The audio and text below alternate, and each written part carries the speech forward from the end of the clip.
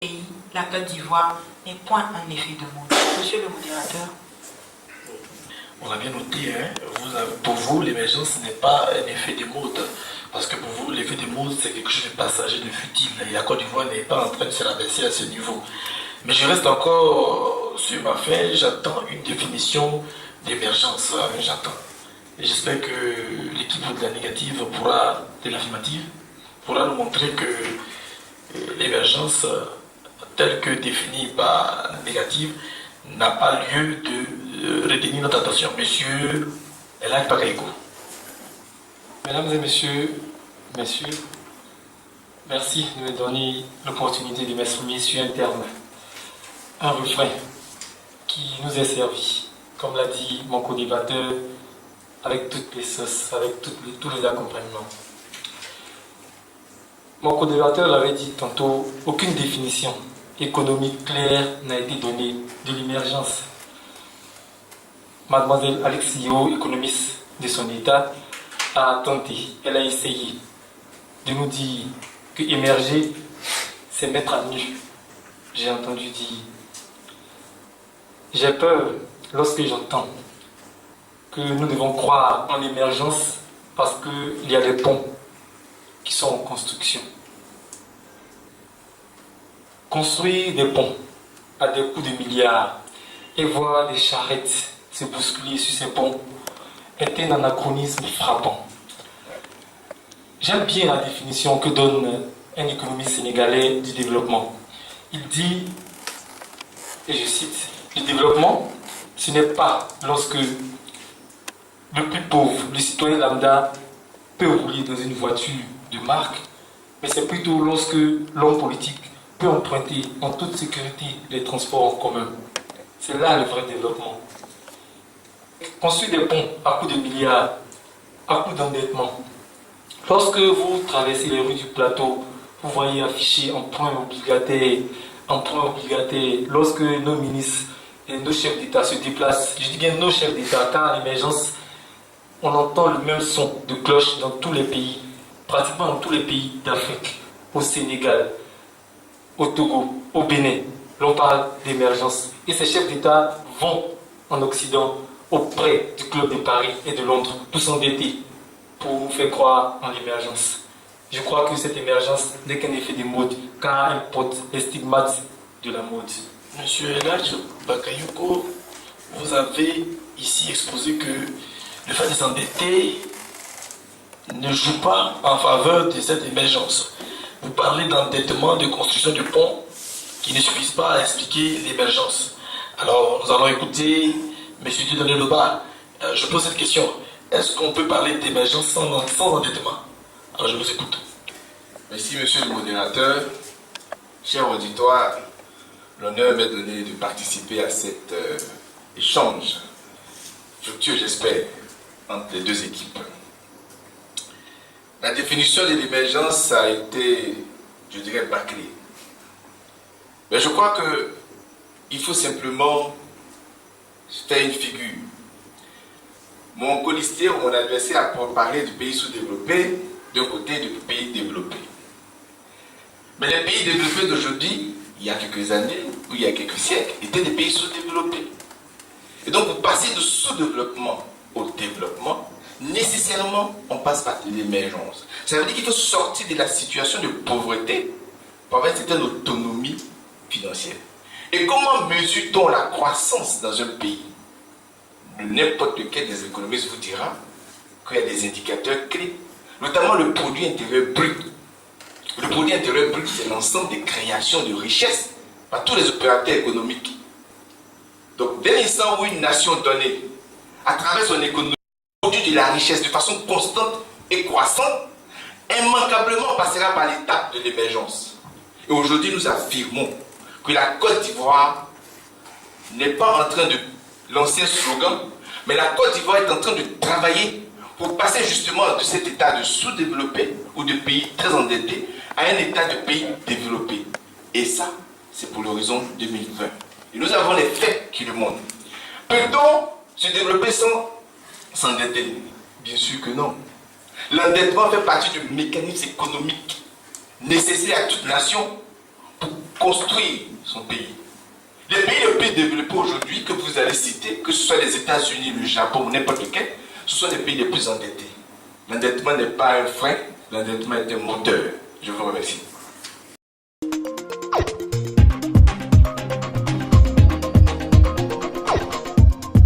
Merci, monsieur Dieudonné Loba, pour cette intervention.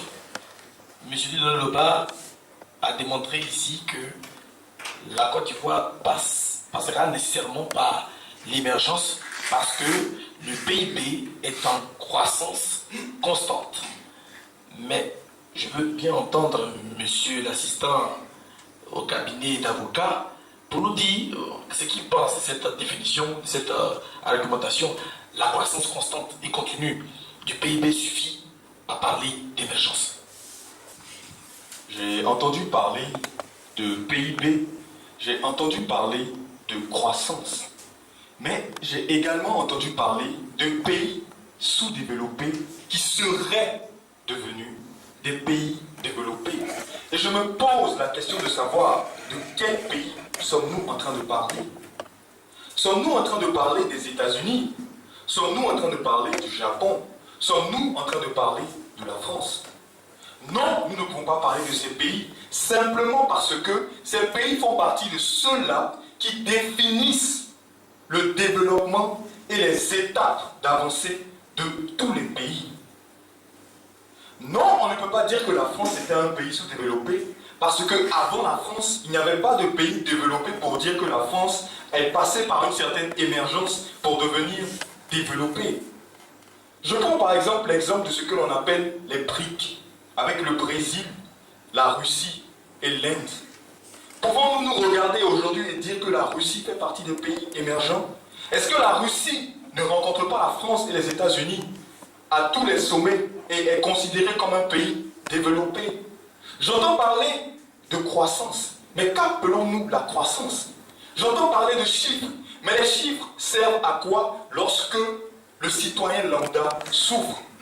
On me parle d'infrastructures, on me parle de ponts, mais à quoi ces ponts vont-ils servir si le citoyen lambda souffre? L'émergence n'est pas une réalité, mais un terme qui a été défini, établi par ceux qui se qualifient de pays développés pour encore plus acculer et profiter au maximum de ceux qui qualifient de pays sous-développés où on voit le développement. Et vous vous rendrez compte qu'en 2020, lorsque la Côte d'Ivoire sera un pays émergent, tous les autres pays le seront également. Monsieur Yatio, son argumentation avec une phrase forte. Je vais revenir vers vous pour plus d'explications. Lorsqu'en 2020, la Côte d'Ivoire serait devenue émergente, tous les autres pays le seront également. Alors, j'aimerais que vous reveniez là-dessus et que vous donnez votre argumentation sur ce point, mademoiselle Alexio. Merci, monsieur le modérateur. Bien, avant de répondre à votre question, je dirais deux mots. La première des choses, c'est de recentrer le débat. On parle de pays émergents. Et je vois que l'on ne sait pas encore quels sont les 5 pays dits émergents. Alors, il y a l'Afrique du Sud, la Russie, la Chine, l'Inde et pour finir, nous avons le Brésil. Le Brésil, là, le pays où se tient actuellement la Coupe du Monde. Eh bien, les économistes aiment le dire, ceteris paribus. L'on ne peut pas améliorer la condition d'une personne sans altérer, sans détériorer la condition de l'autre. Pourquoi je cite ceteris paribus? Parce que, voyez-vous, l'émergence d'un pays n'est pas sans malencontreux événements. Nous citons ces pays émergents et nous nous attardons sur le fait que l'émergence soit un effet de mode. La Côte d'Ivoire y croit et elle met vraiment toute sa hargne pour y accéder à l'horizon 2020. C'est de cela que l'on parle. Ce n'est guère un effet de mode car nous voyons bien que chaque dirigeant essaie de mieux faire ce que les prédécesseurs n'ont pas pu faire. Chaque dirigeant, chaque gouvernant dans son secteur essaie d'améliorer ce que les dirigeants précédents n'ont pas pu faire. Et je me répète, car c'est très important de le savoir. Émergence, oui, car la Côte d'Ivoire n'a pas besoin d'être dans la mode, mais plutôt dans la réalité. Bonsoir. Alors, moi, je veux poser une question aux deux équipes. Je crois qu'à un moment donné, il faudrait qu'on y arrive. Est-ce qu'il y a des chiffres déjà qui existent en matière de PIB pour savoir que lorsqu'on atteint ce niveau du PIB, on est bien déclaré émergent? Est-ce que cela existe? Vous allez revenir là-dessus pour nous donner votre avis. Alors, monsieur Eladj, on vous attend. Venez pour nous donner votre avis sur cette question. La question que vient de soulever notre cher modérateur est une question révélatrice du fait que l'émergence est un effet de mode. Car aucune définition économique n'a été donnée à ce terme. Le fait qu'il n'y ait pas de niveau de développement, de chiffres qui prouvent qu'à tel niveau vous êtes émergent, prouve simplement que c'est un effet de mode.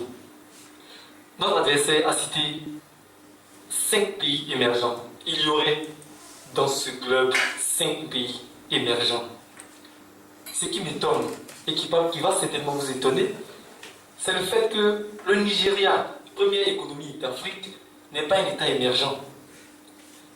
Et encore, pas plus tard qu'il y a 3 mois de cela, la première économie d'Afrique était l'Afrique du Sud. Et par un changement, il paraît que c'est le Nigeria à présent. Et le Nigeria n'est pas un pays émergent. Vous savez, tous ces termes, que ce soit pays pauvre, très endetté, pour lesquels certains pays plus pauvres que la Côte d'Ivoire n'étaient pas considérés comme pays pauvres, très endettés, parce qu'ils n'étaient pas politiquement corrects. Parce qu'il faut créer des termes, il faut créer des catégories économiques, des supercheries pour classer certains États qu'ils acceptent de traiter, qu'ils acceptent la domination de certains États occidentaux. L'émergence est une catégorie économique qui n'existe pas. Elle est simplement un fait, un effet de mode. Une mode qui a été créée pour permettre aux États africains de croire qu'un jour, que ces pays développés vont nous aider, vont nous donner de l'argent, vont nous prêter de l'argent pour nous voir nous développer et nous voir les atteindre un jour. Pensez-vous que la France aidera les pays africains à devenir comme la France? Je ne pense guère. Merci, M. Eladj, pour votre intervention. Je pose encore une question et j'espère que nous aurons aussi des réponses. Qui a créé ce terme d'émergence? Sous la plume de qui ce terme est né? Alors qu'on nous définisse un peu l'histoire de ce terme d'émergence, pour qu'on puisse sortir de cette salle avec des informations pratiques qui pourront meubler nos conversations chez l'équipe de la négative et l'équipe de l'affirmative. Alors, M. Dudemeloba, la parole est à vous. Veuillez nous exposer votre argumentation. Merci, monsieur le modérateur. Chers auditeurs, permettez-moi de recentrer ce débat. Parce que si les équipes doivent se battre sur la définition du mot émergence, on ne s'en sortira pas. Je pense qu'il y a une question qui est posée, il y a des concepts que cette question transporte. La Côte d'Ivoire peut-elle être une nation émergente d'ici 2020? La Côte d'Ivoire a-t-elle la capacité de devenir une nation émergente? La Côte d'Ivoire a-t-elle la capacité de créer suffisamment de richesses pour que la condition de vie de sa population s'améliore? Comme ailleurs le fait l'Inde, comme ailleurs le fait le Japon, comme l'a fait la Corée du Sud. Avons-nous une chance de nous développer dans un environnement, dans un horizon très court? Le mot émergence est apparu effectivement quand certaines nations de la planète, initialement des nations pauvres, se sont mis à travailler à produire de la richesse. Et aujourd'hui, ont une création de richesse élevée, ont un système éducatif performant, ont un système sanitaire performant, une économie riche. À partir de ce moment, on s'est dit, il est possible de sortir de la précarité, de la pauvreté. Voilà des exemples qui ont été cités, on appelle ces pays-là des pays émergents, parce qu'elles sont sorties d'une situation triste de pauvreté à une situation de richesse. C'est ce passage qui a été qualifié d'émergence. Donc il n'y a pas de définition, il y a un constat. Et je me permets de rappeler que la Côte d'Ivoire de 1970 à 1980, a connu ce qu'on appelait le miracle économique. Parce que la production de la Côte d'Ivoire permettait justement à ce pays de régler les problèmes de santé de sa population, des problèmes d'éducation. Aujourd'hui, si on parle de la Côte d'Ivoire comme le hub de l'Afrique de l'Ouest, c'est parce qu'il y a une décennie, il y a 2 décennies, cette Côte d'Ivoire a émergé. Mais malheureusement, nous avons été confrontés à la détérioration des thèmes de l'échange qui a fait que notre économie a pris un coup. Mais aujourd'hui, nous avons un gouvernement à l'œuvre. Nous avons une politique économique à l'œuvre. Nous avons des projets qui montrent clairement que d'ici 2020, nous serons un pays émergent. Alors merci M. Lebar. C'était votre 3e intervention. 2e. Alors nous passons à la série de 3e intervention avec M. Yan Chiu, qui va venir ici nous démontrer en quoi est-ce que l'émergence est un phénomène de mode, en quoi est-ce que l'émergence d'embrunner ne serait qu'une invention politique. C'est bien cela. Alors, nous vous attendons. Pour la petite histoire, et parce que l'on dit que la culture, c'est ce qui nous reste lorsque l'on a tout oublié, je me souviens que l'émergence, ce terme a été utilisé pour la première fois par un économiste hollandais en 1981 pour faire état des marchés émergents qui étaient censés être des marchés pouvant attirer les investisseurs. Et pour la petite histoire, je me souviens qu'auparavant, les politiques étaient plus innovateurs dans les termes qu'ils utilisaient. Parce que nous avons eu l'autosuffisance alimentaire, nous avons eu l'éléphant d'Afrique, nous avons même eu les refondateurs. Et aujourd'hui, c'est l'émergence. Mais le problème avec l'émergence, c'est que ce terme est le terme à la mode en ce 21e siècle. Parce qu'il a été utilisé pour faire état de la Chine, qui est un pays qui, à ma connaissance, s'est développé dans son intérieur avant de s'ouvrir au monde. Un pays qui n'a pas emprunté des milliards. En ma connaissance, je peux me tromper. Ce terme a été utilisé pour la Corée du Sud, il a été utilisé pour le Brésil, et il est arrivé en Afrique, et il est usité par la plupart des gouvernements de ce 21e siècle. Mesdames et messieurs, vous conviendrez avec moi que tous les caractères du phénomène de mode et de l'effet de mode sont réunis. D'autant plus que jusqu'à présent, nous n'avons pas pu, et nous ne le pouvons pas, puisque des personnes plus aguerries que nous, des économistes avertis, n'ont pas encore donné de définition de l'émergence. En d'autres termes, et en conclusion, il en résulte que l'émergence n'est qu'un phénomène de mode. Alors, mademoiselle Alicio, je vous interpelle sur une question qui me brûle les lèvres. Comment allons-nous procéder? Ou alors, comment ce gouvernement va-t-il procéder pour arriver à cette émergence? Comment? Merci, monsieur le modérateur. Je brûlais de ma place car les mots de mon adversaire m'ont réveillé. Il parlait de la Chine tout à l'heure. Pour la petite histoire, je lui dirais que la Chine s'est développée en elle-même, oui, mais elle a utilisé, elle s'est basée sur le dollar américain, ce qui n'était pas sa monnaie. Alors, elle s'est basée sur le dollar américain et elle a fait de son économie une économie émergente. On revient sur le Nigeria. Mon ami demandait pourquoi le Nigeria n'était pas un pays émergent.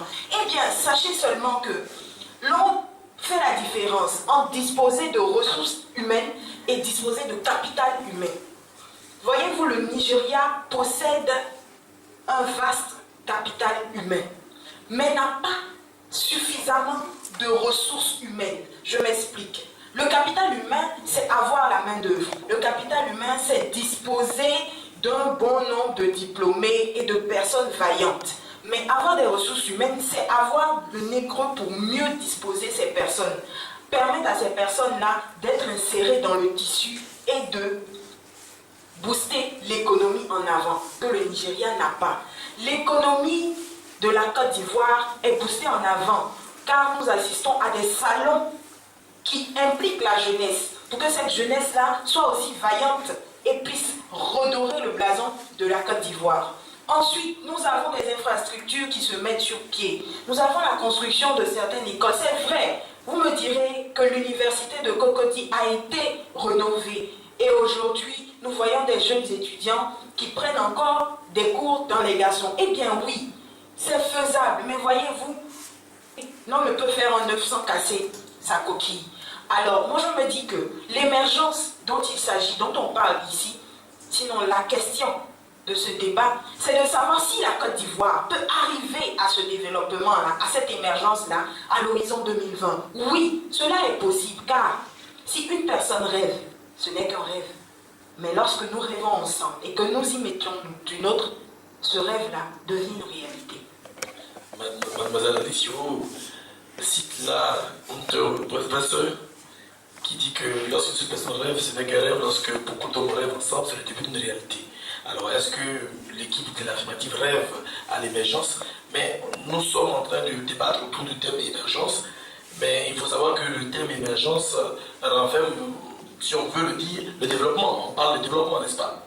Alors, est-ce que vous pensez qu'en 2020, la Côte d'Ivoire va avoir un niveau de développement tel que celui du Brésil, de la Russie, de l'Inde, de la Chine et de l'Afrique du Sud? Parce que ce sont ces pays-là qui sont dits émergents. Est-ce qu'on peut pas atteindre un niveau, je m'adresse à vous, c'est vous, monsieur Alex Ella qui passe. Est-ce qu'on va avoir un niveau semblable à celui de la Chine?